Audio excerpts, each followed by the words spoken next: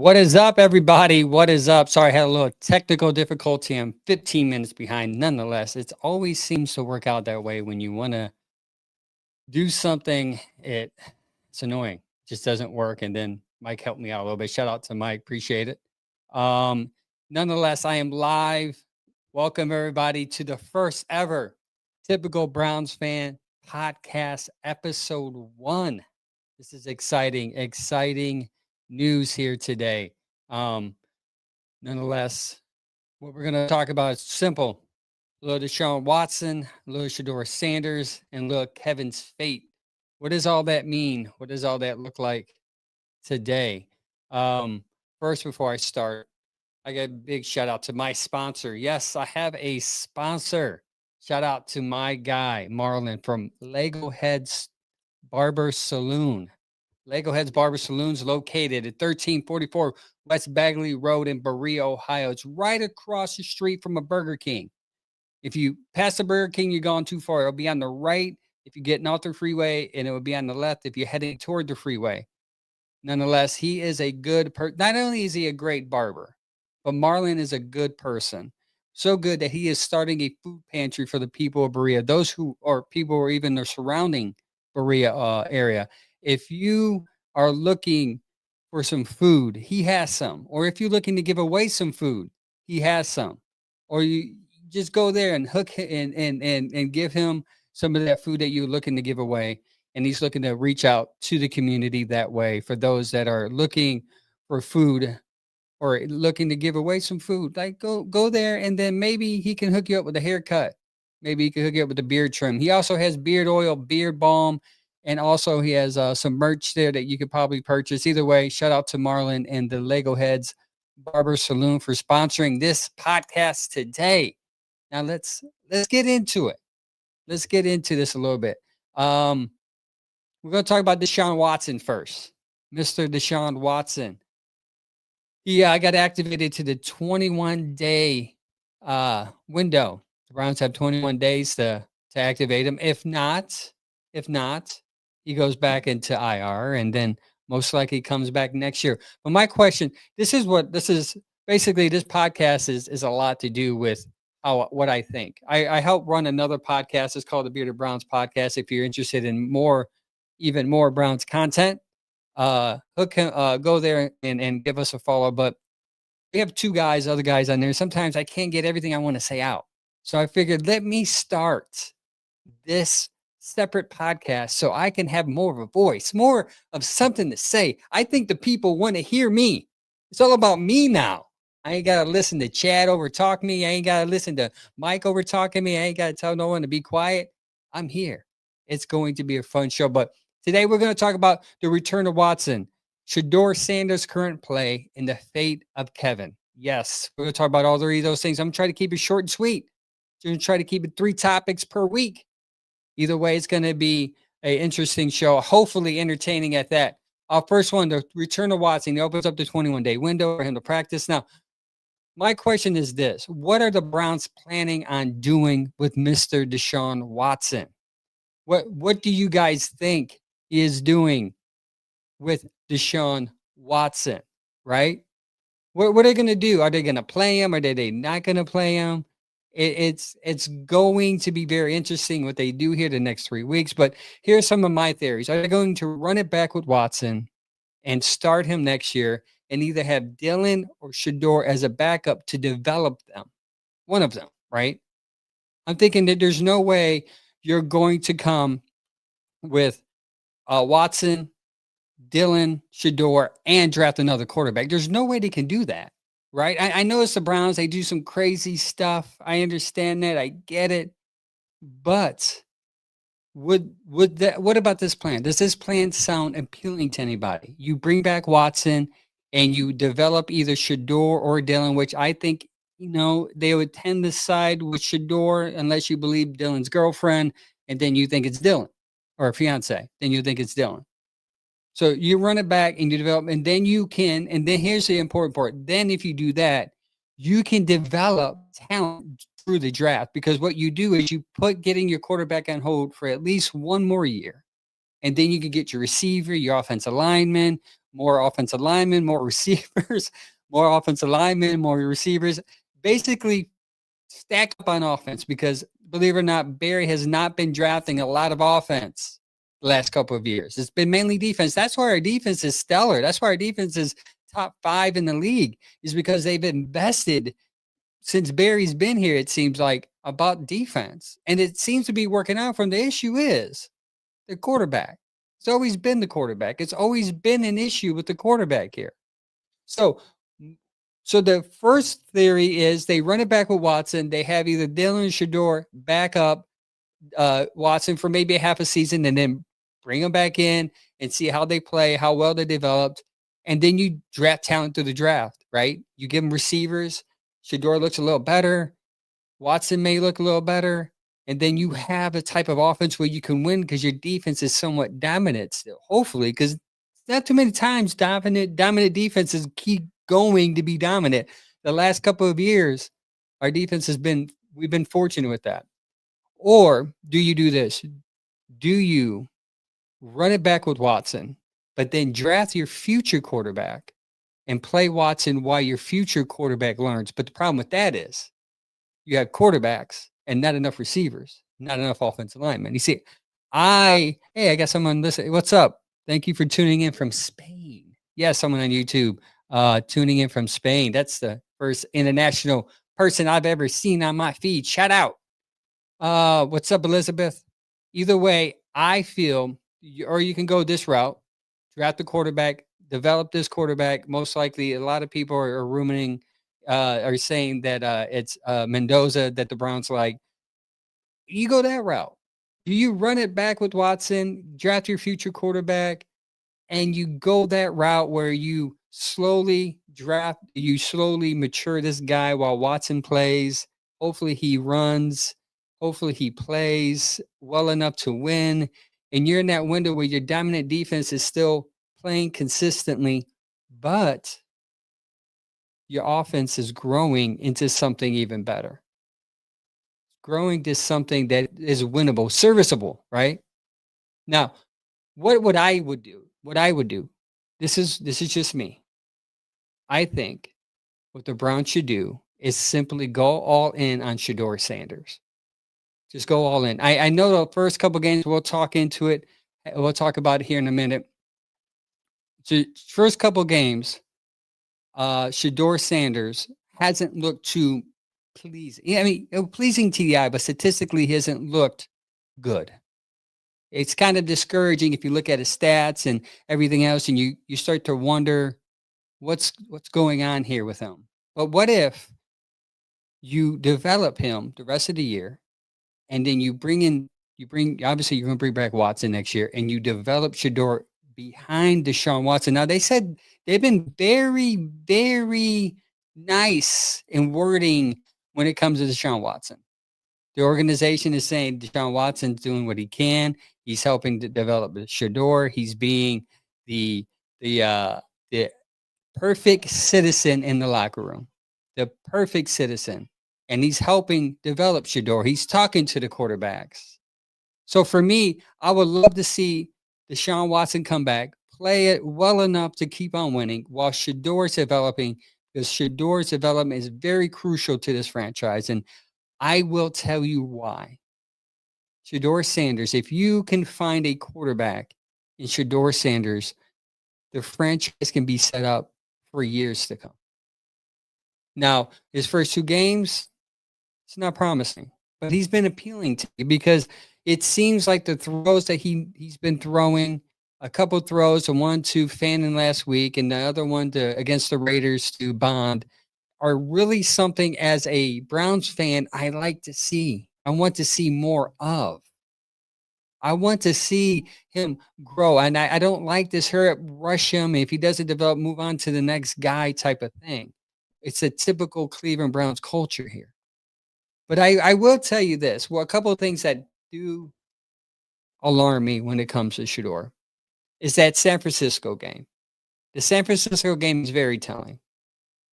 See, according to PFF, he held the ball for 3.5 seconds, which is very, very long for a quarterback to hold. Typically, quarterbacks hold the ball. They want to get the ball out in 2.5 seconds. I know Dylan was averaging 2.7 seconds, which is why the offense seemed to be faster when he was in there, though his passes were shorter, and obviously not accurate because obviously that's why he isn't starting. So he was holding the ball against the San Francisco 49ers for 3.5 seconds, and the result of that, the 49ers pass rush was able to generate a pass rush 37% of the time. Now that what's you say, "Oh, so what, Angel? They develop a pass rush." That this is as far as when it comes to sacks and defense, a lower tier defense in the league. And they were generating enough pass rush to get 3 sacks and to mess with Shedeur's head. And it's not all in my feed all week, I get people saying, "What's the offensive line? The receivers aren't getting open." If you watch the all 22, and if you look at the statistics on PFF and other websites, they would tell you that this offensive line had the best grade this week against the San Francisco 49ers, meaning they gave Shedeur Sanders enough time to throw the ball. Shedeur just wasn't processing it enough. So they were able to generate 37% pressure rate, which was the second highest of the season. And by the way, they're doing it without Nick Bosa, who's their top pass rusher. And they only blitzed one time.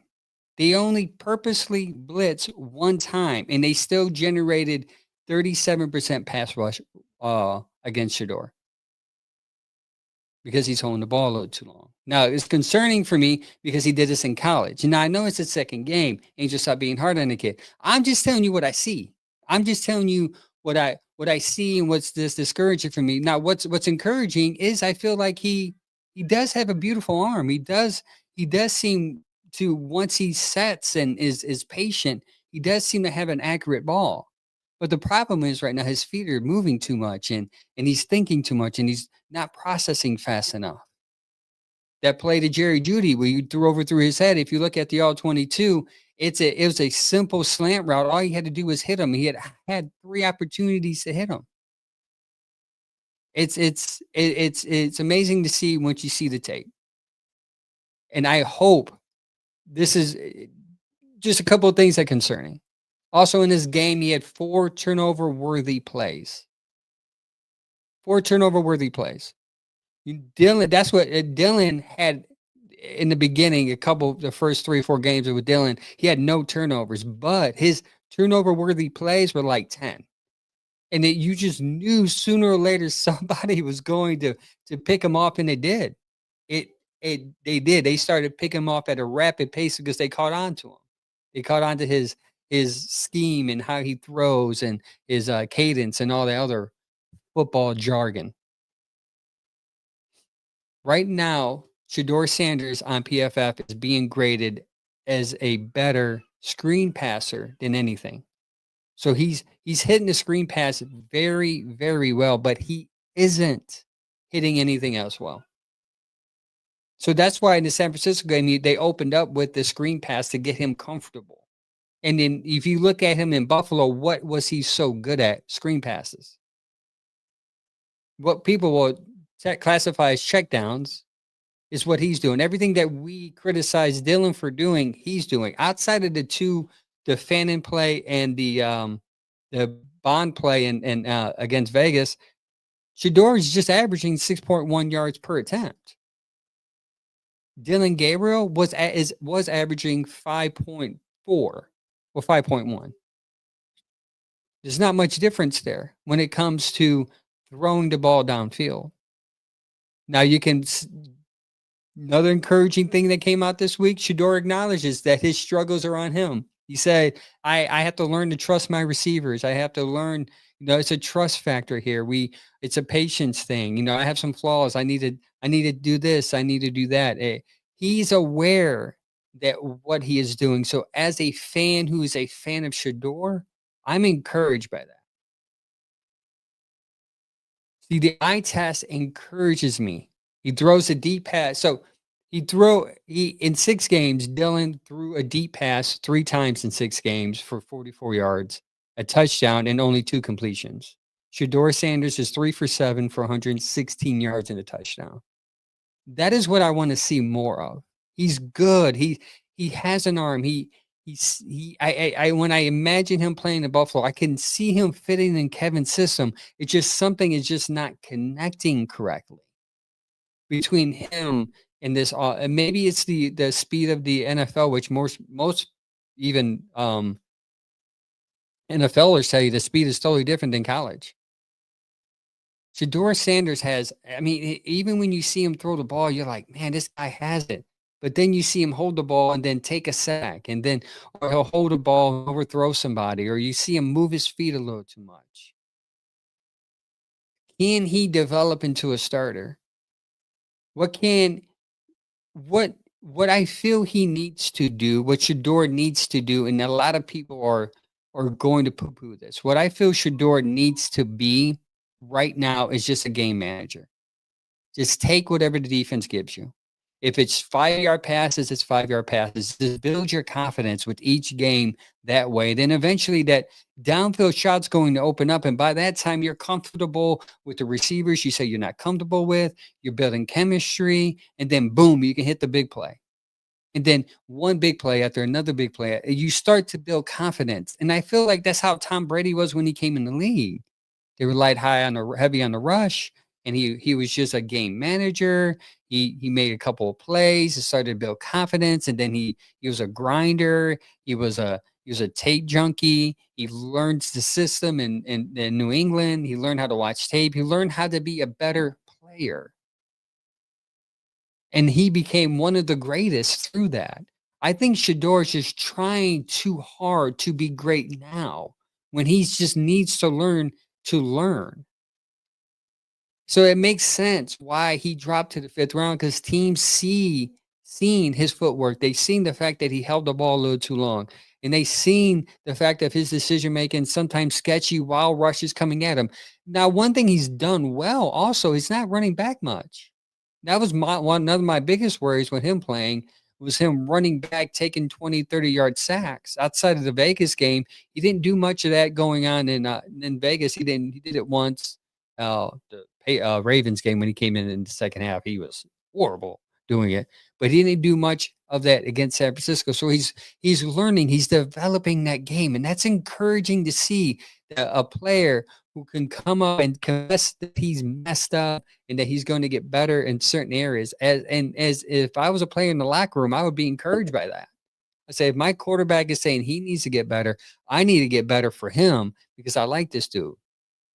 He has this thing, something about him that makes people want to follow him, and I'm one of them personally. I think he's going to be. He can. I think he can become a starting quarterback in this league. I don't think. I think most of Shedeur fans think he's going to be like a Tom Brady, or he could be a Tom Brady, but Peyton Manning, whatever. But what I see him right now as, honestly, after watching San Francisco, I thought to myself, if he can just be Brock Purdy, I'll be okay with that. Brock Purdy's efficient. Brock Purdy takes whatever the defense gives him. He's smart. He reads the defense. He knows where to go with the ball. If Shedeur Sanders can be that, I think this team can win many games, win the division finally, and make it to the playoff. And once you get in the playoff, anything can happen. If you can get me a quarterback to take me to the playoffs with this defense, the way it's structured, and by the way, this defense is structured to be good for years with the young talent that they have. Now, there's a little money issue, but if AB stays around, which we're going to talk about later, it seems like AB knows what to do with money. I know who runs a checkbook in that house. That dude, man, he makes magic out of pennies, man. I don't know how he does it, but he's doing it. And he's doing it really well. Now he's working on his draft skills. Good draft this year, a couple of drafts are iffy before then, but I think he's growing. Again, he's young. As I'm said, I got two guys that are young, a coach and a GM. Let them grow, and I think he's doing a good job at that. My question to you, though, is will Shedeur have time to develop here? Because the latest talk around the league is that Kevin's going to be fired. And a lot of Browns fans are crazy about this. They're like, yes, fire Kevin. Let's go. And some are even saying like, hey, fire Kevin, but keep AB. AB had a good draft, give him another chance. And I'm all for that. If they go in within the structure of if you fire Kevin, let AB hire the coach, because this is what is my fear. Is that you get rid of Kevin and you find a coach or a GM, they're going to come in and they're going to want their own guy. They're not going to waste any time on a fifth round, regardless of how we feel about Shedeur Sanders. They're not going to waste any time on Shedeur Sanders or Dylan Gabriel. They're going to get their own guy, especially if we're high enough to get a quarterback. The heck, they'll trade that second pick that we have from Jacksonville, and they'll go up and get their guy because they're hitting the reset button. If you get new GM and new coach, they start over, so they can trade whatever picks they need to get because they see that defense being as good as it is, and they say we just need one quarterback, a receiver, because we got these running backs, and we'll be good, and we got Fanning, a good tight end. So my fear is that if Kevin is gone and AB is gone, Shedeur Sanders and of course Dylan Gabriel gone, then all our Shedeur fans are poop out of luck. But if you keep AB and fire Kevin, AB can have a possibility of hiring a coach and say, hey, listen, because we all know AB believes in Shedeur. You saw the hugs after he won his first game in Vegas. You see him talking on the sideline during the Carolina game, tell him how good he did in the preseason. AB loves Shedeur. He favors him. Understandably so. There's talent there. So AB will have to find somebody who would want to invest in Shedeur and develop him. But if you get rid of Kevin and AB, that might not happen. They're definitely going a different route. The only way that Shedeur stays, in my opinion, is if Kevin stays. Because Kevin and Shedeur are working together right now. He's developing him. He already told everybody we do this hungry dogs thing where everyone comes in early and we hit the tape and we talk and we do all these things to develop these players. He's been doing that all season. So if you get rid of Kevin and AB, there's no way in heck Shedeur Sanders is going to be sticking around. No way. And that's for me as a Browns fan, that's what worries me is that I get that Kevin has some struggles and I get his offense has sucked the last 2 years. But is it because that we don't have a quarterback that run an offense in which he wants to run it efficiently, consistently? That's my concern. Sometimes I talk myself in of having Kevin and out of wanting Kevin as my coach because I can see some plus sides and I can talk myself into like, well, he really hasn't had a chance. I mean, the Deshaun Watson thing really screwed him up. And they really haven't drafted any talent on offense. You could see that during the special teams debacle. Like their talent is depleted. But then I talk to myself, well, Sunday, that game was horrible.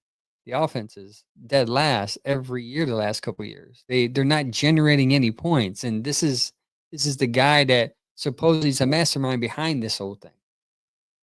It's concerning for sure. So if they go move on for Kevin, I totally get it. And I understand. I actually think Kevin may land a job somewhere else and he may be successful. And we may be sitting here in 3 to 5 years saying, well, he was in our building. We had Kevin. We gave up on him. Now he's winning championships somewhere else. I mean, I often think of Andy Reid and how he never won the big one until he left and went to Kansas City and found the right quarterback and developed him to be the guy that they want. And the beautiful thing about Patty is now he's being developed into a different type of quarterback. He's adjusting because he's getting older. He can't do the things that he was once was doing when he was younger. Once you find that coach and quarterback companionship, man, it is crazy. And that's why Pittsburgh wants Tomlin out. Not because he isn't a good coach. Well, they don't think he's a good coach. I think he's a great coach. The only issue is they haven't drafted a quarterback since Ben Roethlisberger. He hasn't developed a quarterback since Ben Roethlisberger. McDermott is in Buffalo. Why? because he had developed a good quarterback in Josh Allen, and they win. Now there comes a time where you win too much and you don't win the big game, they're gonna have to move on from you. But and that's where Tomlin is now, where you win the games, but you don't win playoff games. You can track it back to the fact that there is no quarterback there. None. Have we I'm sorry, not we, because we're not in charge. Has the organization confidently enough give Kevin a good quarterback outside of Baker? They thought they did with Watson, but there's something that happened there where they just weren't clicking together. They thought they had something going there, but it didn't work out. Whether through injury or whether through chemistry or not liking each other, who knows? So that's how I talk myself back into Kevin. I say, well, if they can get him like a quarterback like Mendoza, who's very smart and he knows where to go with the ball, maybe in this system, because you watch the all 22 receivers are getting open, they're just not hitting the receivers. And I start talking myself into maybe Kevin can be good. But then I say, well, is this, they're still playing hard for him. So it's not like they don't like him. But it's just not something's just not registering in the field. And I can always go back. I always point back to the quarterback. This is why giving up on Shedeur to me will be silly right now. You let him play this year and you give him some chance next year to see what he in year two, what he became, what he's become in the offseason and what he can become in season number two. And you build through the draft talent to put around him. And if he's not good enough then guess what? You do what you need to do to get your quarterback because you already have your offensive line. You already have your weapons. The only thing that's missing is a quarterback to drive the car. That's just my take on it. I don't know if people are going to agree on it or disagree, but I get a lot of flack on social media because people think I don't like Shedeur because I'm very critical of people I like. And matter of fact, here's the deal. I'm not a Shedeur fan. I'm not a Dylan fan. I'm not even a Myles Garrett fan. I'm a Browns fan. I'm just a fan of the players that wear the uniform. My allegiance isn't to anyone other than the brown and orange, unfortunately. That's why there's no emotion there. I don't wear people's jerseys or people's names on my shirt. I just wear the brown helmet because that's where my allegiance is. Players come and go. People get heartbroken when do that when that happens. Me, my team's always the same because it's the same color. It's a sad way of thinking. I get it. Yeah, 100%. It's depressing. I root for the players that are wearing my team's colors. Once they're gone, next man up. So right now, I'm a Shedeur fan. I want him to succeed. But at the same time, I'm going to be truthful in my analysis of him. And I think it's misconstrued that when you do that, you don't like a guy or you're a certain thing, R word. You're not. You're just a fan of a team and you want that player to play better than what he is because you know what he can do. Well, that's it. That's all I have for you today. That's it. 3 quick topics. My first ever Typical Browns Fan podcast, episode 1. Watson, what's going to happen with him? We're going to see, right? We're going to see if they have 21 days to activate him. If not, he's going back to the IR. And then I think we're going to see him next year. I think they're going to try to see what they have in him next year. My plan, I hope that's my plan. I hope they go in thinking he's going to be the veteran. He's going to coach up Shedeur, teach Shedeur to be the future. And it's going to work out where, he rides off into the sunset and Shedeur comes in and takes the keys of the car and execute way better than what he has. Now, I'm excited to see what happens these next couple of weeks. I'm hoping Shedeur develops into something special so we can keep him here. And I think that's the only thing that will convince this organization is if they see improvement each week in Shedeur. And we as Browns fans, we can't be blinded just by the name on the jersey. We have to be honest with ourselves and look at the game, look at his game for what it's worth. And hopefully against Tennessee, pretty bad defense. Actually, their defense the last 3 games have been pretty good. Pretty good. I A lot of people are writing off the Tennessee Titans. Me, I'm a Browns fan. I know what happens to Browns fans once you start checking the W on the game before the game starts. You end up getting disappointed. So for me, I'm cautiously optimistic watching on Sunday's game, hoping Shedeur plays well enough for where I can come back on podcast Tuesday with my two homies on the Bearded Browns podcast and we can talk about a victory. If not, we're going to break it down and we're going to tell you the truth because that's how we roll here at the Bearded Browns podcast. Either way, the Typical Brownz Fan podcast episode 1. Thank you for tuning in. Thank you for all the comments in the chats. I'll get better at bringing those up. This is my first one. Just wanted to get this out. Let's be patient with Shedeur. Let's be patient with the organization. Let's see how Kevin can develop Shedeur. If not, then guess what? I think Kevin's gone, unfortunately. I like Kevin a lot, but we'll see. Well, I'll tune in next week for episode 2 of the Typical Brownz podcast. Until next time, like always, go Browns.